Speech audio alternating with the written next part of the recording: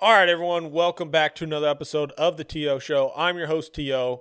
We are doing another 32 teams in 32 days. I'm excited about this one.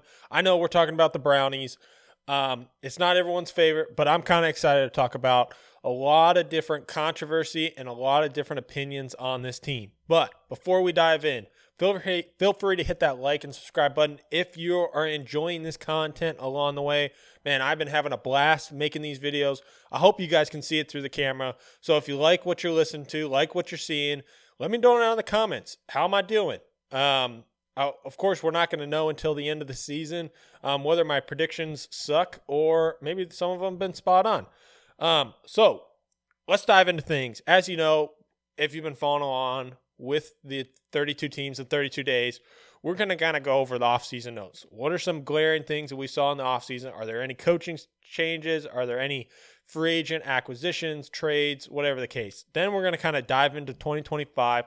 What did we see in terms of success? And then how does that affect 2026? So let's dive into things real quick. So talking about the offseason, seems like a reoccurring thing. If you're a Browns fan, you fire your head coach. Fire Kevin Stefanski. After a couple of years, he is out as the head coach. I think this has been a long time coming for this team, and there just really hasn't been a lot of success in terms of proven success over the last couple of years. I think. Also, the reason why Kevin Stefanski was there so long in Cleveland for as long as he was because they were salary handicapped with the Deshaun Watson stuff, and that stuff has not played out to what their expectation has been in Cleveland there. Realistically, if you're listening to this and you know my opinion on Kevin Stefanski, I do not like to throw people under the bus, but I do not think he's a great head coach. One of the reasons why I am not a big Stefanski fan is because the year after they made the playoffs and won a playoff game with Baker Mayfield, he tried to ship, which he did actually end up shipping Baker Mayfield out of Cleveland, particularly after they won a playoff game. On top of that, he also had like a labrum and a rotator cuff in his left shoulder and had parts of his ligament ripping pieces off of his bone, and they were throwing it 50, 60 times a game with him out there. I never really understood that. I thought this was just inherently bad coaching, and this is even before Nick Chubb had his horrendous knee injury, and they were running at a very successful rate and had a great offensive lineman. Had a great offensive line. And ever since then, it's really rubbed me the wrong way. And I'm a pretty big Baker Mayfield fan. I love how he plays, but I just thought that was really, really stupid coaching. And they would go out there and they would throw the ball all around the yard for no particular reason. It never made sense to me. His offense never made sense to me. I always thought Kirk Cousins really made that offense go. And while he was there in Minnesota, and it showed even when Stefanski left of the success that Kirk Cousins still had when he was there in Minnesota, even after Stefanski left. And realistically, I just have never been a huge fan of his particular offense as well. I think it's very, I wouldn't say it's dumbed down, but it's just very, very bland in my opinion. There's some wrinkles here and there, but I'm just not a huge fan from a philosophy standpoint, and I also think from a leadership standpoint, it really looks bad when you're letting your quarterback hang out to dry. And maybe it's just the curse of Cleveland, and no coach can perform as well as he can when he's elsewhere. So on the Stefanski note, we'll see how he does in Atlanta this year. But enough on the Stefanski soapbox.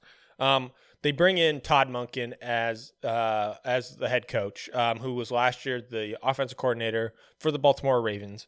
They also had a kind of a weird situation going on with Jim Schwartz.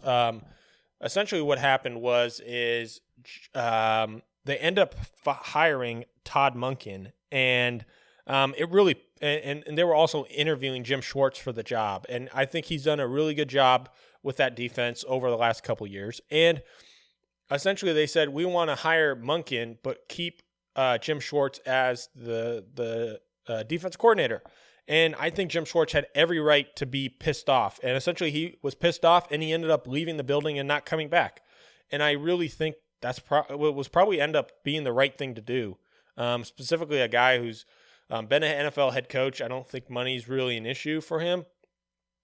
And so my thing is it was kind of a weird situation because it's like, well, Jim Schwartz, we're not going to hire you as a head coach, but we want you to stay. It's no different than like kind of you got to get interviewed for the promotion and you don't get it.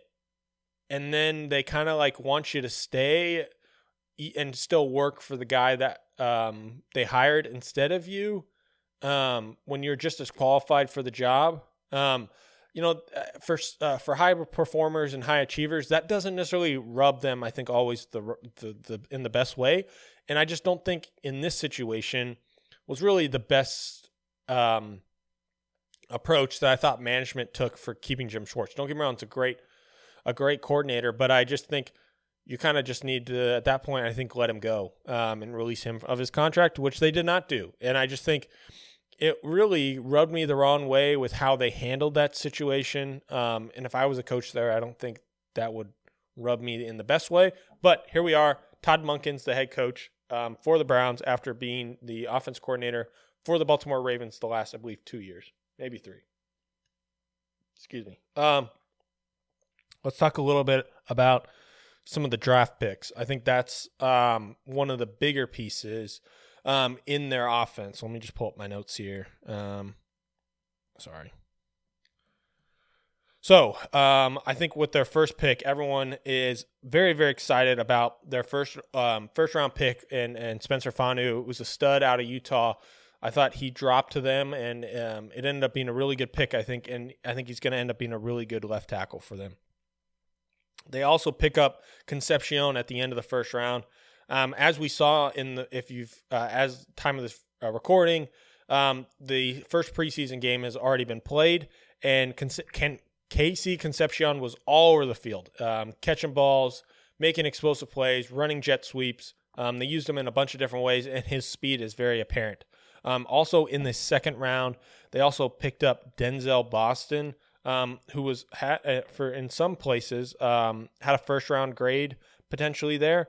And so having those three pillars out there, along with their strong draft class last year of Junkins and Sampson and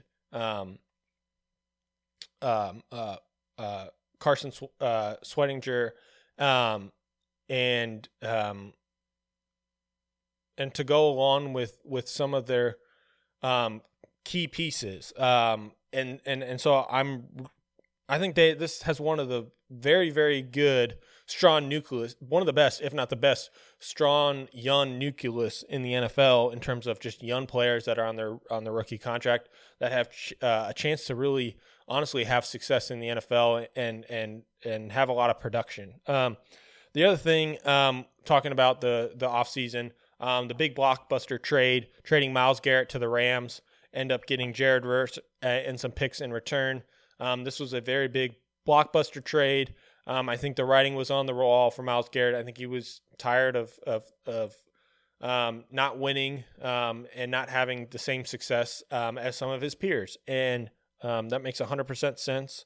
But I think the Browns realistically got a great player in Jared Verse in return. I think he's being very undervalued in this trade. And don't get me wrong, I'm somewhat biased being able to be teammates with Jared in college. This guy's a stud. He is one of the hardest workers, and is just super athletic, super strong and physical. And I think it's shown in the NFL being defensive rookie of the year, his rookie year, and having the success and the amount of double teams and protections slides to him while he was on the Rams. He was arguably their best pass rusher, over the last 2 years for that team. So trade away Myles Garrett, but I think they get a great player in return and some draft picks to potentially build for 2026. Now, we're not going to talk too much about 2025. but I'm going to dive into a little bit here. So I think there were some bright spots on this team. Of course, Myles Garrett is a bright spot on this team. The other one that and everyone knows of how talented and his ability to rush the passer. I thought the rookie, Carson Schwedinger, was another bright spot of this team. This is a guy I drafted in the second round last year, or in 2025. And I think he was flying all over the football field. And realistically, I think had one of the better rookie seasons last year. I think they stole this guy out of the second round just because of positional value was not there, but this guy had a very high ceiling and realistically had a lot of the physical traits that you need in an everyday linebacker now. I thought that was a bright spot. Those are the two bright spots on their defense. Of course, you still have Denzel Ward, who's a great, solid corner that really brings that back end into play with Grant Delpit there, who's also been, in the NFL for about 3 or 4 years now. Their safety, which I think also, again, helps bring in that back end and some of the bright spots on the team. Now, the other bright spot I would talk about on offense was Quinshon Judkins. I think we all saw the talent level of him at Ohio State. Now, granted, you see the success of Travion and Quinshon in the NFL and how talented they are when they get the ball in space. But Quinshon, was out for a couple games to start the year last year. But as the season progressed, really got better in pass protection. But also, he's a real threat in the screen game. And being able to take it 60 yards, no different than his teammate at Ohio State that we talked about in the Patriots 32 Teams, 32 Days episode. And if you haven't checked that one out, feel free to go check that one out. But I think this is a young stud running back that just needs to get the ball in space and just give him a little gap because a little bit will take him a long way. I think the other bright spot of this offense last year was, again, another rookie in the third round. And, again, I keep talking about these rookies and these young players of how well some of these guys played last year, which is awesome to think about for the Browns' perspective. But Harold Fannin, this guy was, again, a riser when it came to the draft day. And he ended up getting drafted in the third round and led all tight ends coming out of Bowling Green in 2025 and was really a matchup problem in the NFL and is a guy who needs to get a little bit better blocking in terms of in the run game, but realistically, he's going to be a matchup problem, and it takes tight ends a little bit time to develop. So I'm excited to see kind of what next steps we're seeing from Harold Fannin in 2026. And I think if you can get him the ball in space, he's really shifty and quick and is a matchup problem for linebackers and safeties, but also in the red zone is a great threat, I think, personally, just because of how big and physical he is. Those were kind of the bright spots that I saw in 2025, and realistically, they just need somebody at quarterback, one, to have consistency at that position, but is a distributor of the football. This is a team that, again, is probably not the greatest in terms of up front, or wasn't the greatest team up front last year, but they had some talent in some places, and if you got them the ball, we saw what explosive plays and big plays that they had in 2025. So everyone knows, diving into a little bit 25 and more or less 2026 here, this is the last really quarterback battle at the time of this recording. As I've said, week 1 of the preseason has already been kicked off and has already happened. On top of that, the Minnesota Vikings have announced their starter. So this is realistically, out of all 32 teams, this is the last quarterback battle that is out on the list here. And we have a quarterback battle between Shedeur Sanders and Deshaun Watson. And talking a little bit about 25, I kind of went through some of the film with Shedeur Sanders, and here are a couple of my notes, right?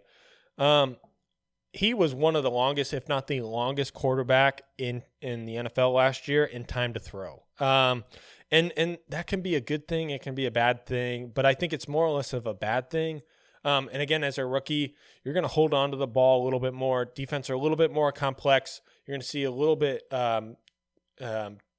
difference of the types of defense you're facing. You're also learning a new playbook, and the game's moving at a slightly different pace that you did in college. So it's expected to hold on to the ball a little bit more, but he did not get necessarily better as the season went on. And so I think in 2026, if he's going to be contributing any significant stats, he's going to need to throw the ball a little bit quicker and get the ball out on time. Like I said, having one of the longer time to throws in the NFL. On top of that, his completion percentage was not great. Throwing, I believe, 53 or 54% of his passes last year. It's in that range, in that 50% range. I understand he didn't have all the greatest weapons, greatest talent on this team, but you have unless you have a significant superpower, which Shedeur doesn't have, it's going to be hard to stay in the NFL having that completion percentage. So I want to see that completion percentage kind of increase. And realistically, it can help having a run game, having a big-time wide receiver. But I want to see the completion percentage really get better if he's going to have significant time in 2026. And again, let's all preface this. I think a lot was put on Shedeur, and I think he gets a lot more hate than is deserved. He's still a young quarterback, man. Still a young player, still developing. I'm not sure how great of the coaching he got at Jack State or at Colorado, but he's still a young quarterback, still developing, still learning the game. And I think he did get a little bit better as the season got on and had some highs and lows. But he's still a young quarterback. He still needs time to develop. I know we want to put these quarterbacks plug and play and have instant success, the instant gratification of having the quarterback now of the future. I do think if he does play in 2026, he should get some wide receiver help in terms of having Concepcion, having Boston. Judy's been up and down as his career. Having Cedric Tillman, big physical wide receiver, should be a good red zone threat. He should get a little bit better wide receiver help in 2026. And I think in terms of the overall base of this of Shedeur Sanders, I think he has what it takes to be in the NFL. I'm not sure if he has what it takes to be elite, but I think he can still be an average good quarterback. There's not like one physical trait or skill that he has that I'm just like, wow. But I still think some of the traits that he has are definitely above average. And I think that kind of levels out to just being a good decent quarterback in the NFL. He's not going to knock your socks off. And I think the expectation might be a little bit too high for this guy. But I still think he can be a decent NFL starter. All right, so now let's talk about Deshaun Watson. And when we talk about Deshaun, this is a guy, again, who has not played a lot of football. Both these quarterbacks, even though Shedeur had a lot of starts in college, still's not had a lot of NFL success or starts in general. Similar to Deshaun over the last couple of years, has not played a lot of snaps in the NFL. Listening to the broadcast of the Week 1 preseason game, Deshaun's only played 19 games as the Browns as the starter since he signed that contract, which is crazy to think. But back-to-back Achilles injuries will do that for you. But pulling up the film in 2024, it was not good. There was a lot of inconsistencies. It was not very accurate with with a lot of his throws, and he just looked lost at times. And I think the other part that was interesting is that Stefanski and Deshaun Watson, their play style, I don't think really messaged together. I think bringing in Monken, I do think that the offense will definitely be better, whether it's Shedeur Sanders or Deshaun Watson as the quarterback. And I think the offense plays to their skill sets a little bit better. And don't get me wrong, Monken has had a lot of different quarterbacks with a lot of different skill sets. But thinking about Deshaun in 2024, it was a really, really rough start. But I will say this, the last game that he was in versus the Bengals before he tore his Achilles in 2024, it was starting to get a heck of a lot better. He was starting to hit guys, starting to hit throws, and then he tore his Achilles. And I will say, not playing quarterback for a while really kills your rhythm, and I think your ability to sometimes read defenses, even though we still have like some of the AI or the virtual reality stuff that you can go in and you can go read defenses. And I still think game experience just trumps so much of that, and it just means so much more.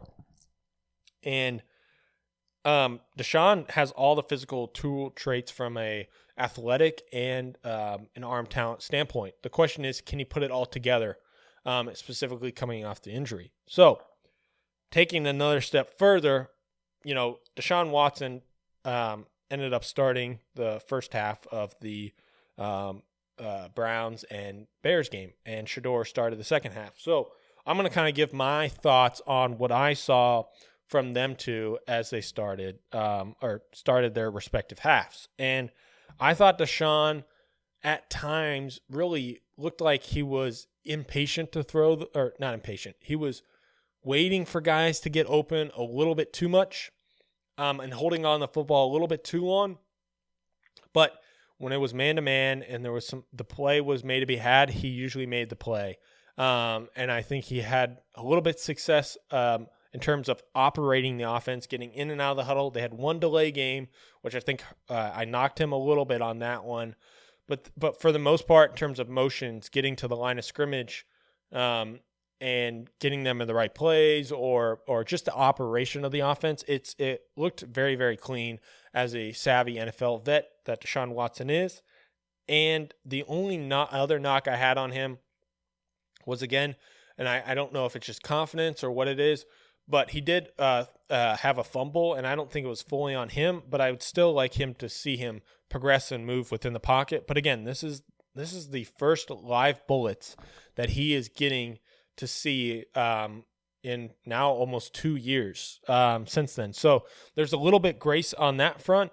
I'm not saying that it looked all good. I realistically, spoiler alert, all three quarterbacks that played, the quarterback play was realistically not abysmal, but it was not good. It was not up to an NFL standard. What I was looking for as they were playing the Bears, I wanted to see them get the ball, process information quick, get the ball out really quick, and Deshaun did not fit that bill. So I was but I do still think he made some good throws, some on-time throws. There was times there you're like, man, this kind of looks like Deshaun. Can he put it together? And the question is consistency. Can he put it all together coming back from that injury? We'll be curious to see what it looks like. And then we'll talk about Shedeur here. And honestly, I don't think he played. I think he had some times where it was some good throws, some good rhythm throws, some on-time throws, which is expected in the NFL. I was not a huge fan that he bobbled a snap under center. And I understand it's week 1 of preseason, but man, you're in the NFL, man. We cannot be fumbling snaps, under center. That one's really tough. He had 2 tip balls at the line of scrimmage. Was not a huge fan of that really early on. This is preseason. I don't think you should be getting your balls tipped.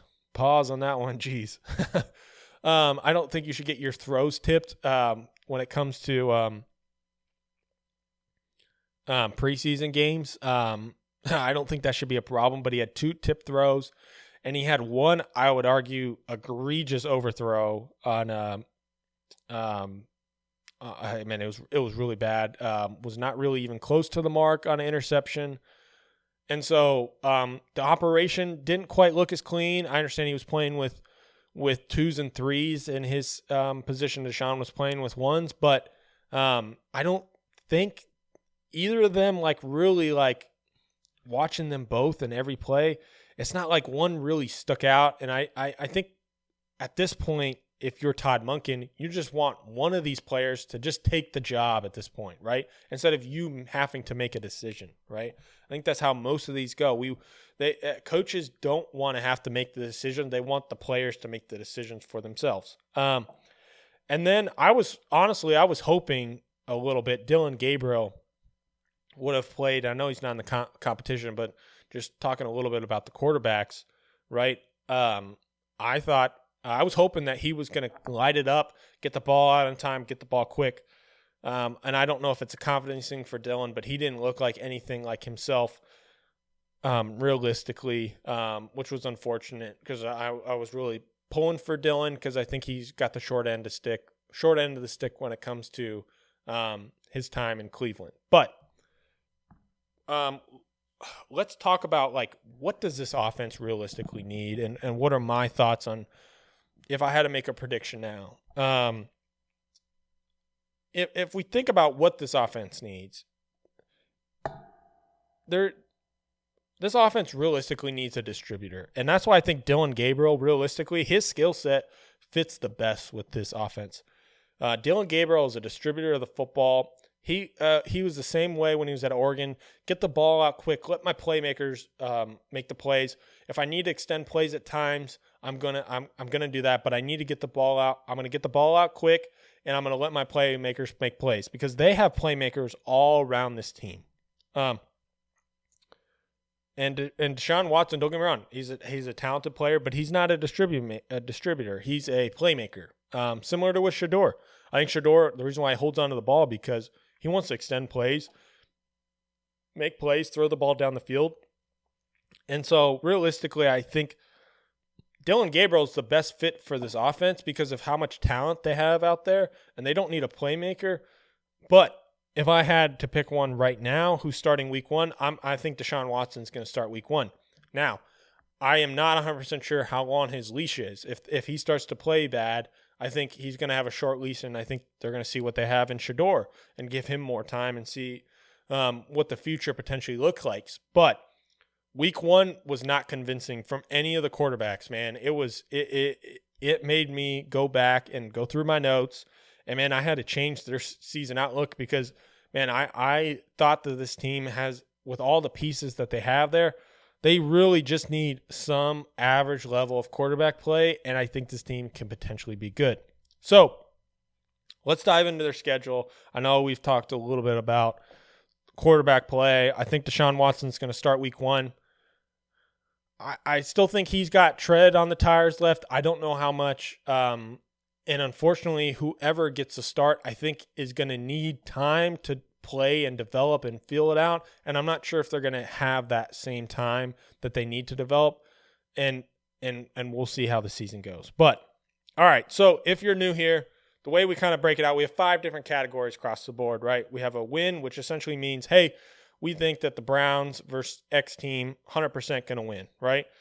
Next column, all right, 75%. We're leaning, we think they should get it done, right? 50-50 game, that's a coin flip. Could go either way. Then we have a lean loss, which is 25% chance of winning, or we just think outright there's a high chance that this team's going to lose versus these team, versus the opponent. So week one at Jacksonville, I think it's going to be a hot one.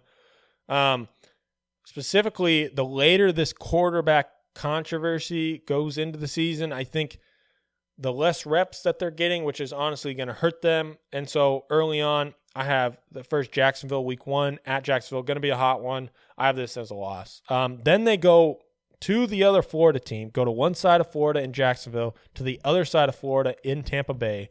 2 tough starts to start off your first 2 weeks as a first-time head coach in Todd Monken. For the Browns, I have that as a loss as well. I think it's just going to be too much. Both those teams are way too talented. And specifically, again, this quarterback battle leading into the season, I'm not sure what it's going to look like. Then they finally get a home opener versus Carolina. I have this as a 50-50 game. Home opener, fans are the Dog Pound's probably going to show up. I think it's going to be a kind of a trap game potentially for the Panthers coming up there to Cleveland. I have this as a 50-50 game. Then versus Pittsburgh, week 4, I have this as a lean loss. It's a division game, even though it's at home, but the Steelers have owned the Browns in Cleveland over the last couple of years. Then they play at New Jersey. They play the Jets, week 5. I have this as a lean win. I was debating between this one and a 50-50, but I still think in terms of talent level of this team, this team has a lot of young talent, and I think it potentially can prevail versus the Jets week 5. So I have this as a lean win. Then Baltimore at home. I have this as a lean loss. And the reason why I don't have it as a loss is just because Cleveland's beat Baltimore before, and it's a division game. They know how to beat them. These games are always close. And so Todd Monken was there last year, and I think he's going to know some of the weaknesses potentially. So I have this as a lean loss. Week 7 at Tennessee. I have this as a 50-50 game. I was debating between a 50-50 and a lean loss. We're going to see how Tennessee looks like this year. Stay tuned for that episode. But I have this a 50-50 game at Pittsburgh, Week 8. I have this as a loss. New Orleans, a 50-50 game. Go on the road back-to-back weeks to New Orleans in the Superdome. I think the Saints are going to be a little bit better this year, but I still have this as a 50-50 game. Then they go play Houston. Or they don't go, but they go back home, play Houston at home. I think we all know that's probably going to be a loss. Then Week 11, they're going to get a bye and hopefully win the bye. And then Week 12 at home, which is nice because they have 2 home games in between their byes. That'll be nice for the players there. Then they play Vegas. I think this is another 50-50 game. Again, with all the talent on the Browns team, we'll be curious to say, but the quarterback is always the question when we're talking about the Browns. Then they play home at Cincinnati Week 13. I have this as a lean loss as well. Division game, always tough. Battle of Ohio. Then they play Atlanta at home Week 14. Sorry, I think I got to sneeze, but it's not coming out. I have this as a lean win. They have a lot of young talent on this team. Again, these are teams with a lot of young talent, but a lot of question marks at the quarterback game. This could be a 50-50 game. I have this kind of as a lean win, and we'll dive into Atlanta later, but they had a abysmal Week 1 preseason game versus the Broncos, in my opinion. Then in Week 15, think about this. They get to go New Jersey twice. They play the Jets Week 5, right, on the road, and then they go back to New York or New Jersey, and they play the Giants on the road. I wonder how many times that's ever happened. So 2 home games in the same stadium, playing 2 different teams, or play on the road in the same stadium, play 2 different teams. That's interesting. Play the Giants. Week 15, I have this as a 50-50 game. At Baltimore, Week 16, I have this as a lean loss. Indy as well. At home, I have this a lean loss. And then Week 18, the battle for Ohio, Week 18, a lean loss. Also, to preference this, they also went 5-12 last year, which is still a lot better than I think what people were expecting, particularly with their quarterback situation. Even though they had Joe Flacco to start early to trade him away. And it was kind of a quarterback competition from there. Excuse me. All right, so that comes out to best case 7-10, and worst case 2-15. I think this is a fair battle. I think this kind of shows they're still gonna, I think, have a similar record in terms of 5, in between 2 and 7 wins, which could be in that a 4, 5, 6, 3 win kind of median there. But I do think that the roster is a heck of a lot better than it was last year. But the question is the quarterback. What does the quarterback play look like? I would love to have the Browns, and if the quarterback play is good, I would have been more bullish on the Browns. And even if a Week 1 in preseason, if Deshaun Watson or Shedeur Sanders or Dylan Gabriel came out and was lighting up the defense, getting the ball out of his hands, processing really quick, having real control and command of this offense, I would like to put the Browns not necessarily in contenders, but be potential spoilers in the AFC. But the difference here is I think they're going to have a similar record to what they had last year, but I do think that the team is going to be overall better. They have better talent. Those younger players still have another year to develop. And the question mark comes down to the quarterback. And if they can get the quarterback right, I think this team is set up to be a potential dangerous team in the future. But they got to get the quarterback, and that's always been the Browns' problem. They shipped Baker Mayfield out of town when they had something great there. But Stefanski decided to kick him out of town, which, again, made no sense to me at the time. and realistically threw him under the bus instead of kind of taking ownership on that, in my opinion. And I understand Baker was a young player at the time and was doing all these commercials and stuff like that. But, man, we can't get emotional in the short-term situations. We kind of got to look at the long-term here. But let me know down in the comments, what are your thoughts, Browns fans, or if in general, just fans in general, what do you think? Is best case 7-10? Is that too high? Am I being too nice to the Browns? Or on the flip side, man, do you think the Browns have a chance to go 0-17 this year? Let me know down in the comments, and stay tuned for next episode. We'll see you guys. Peace.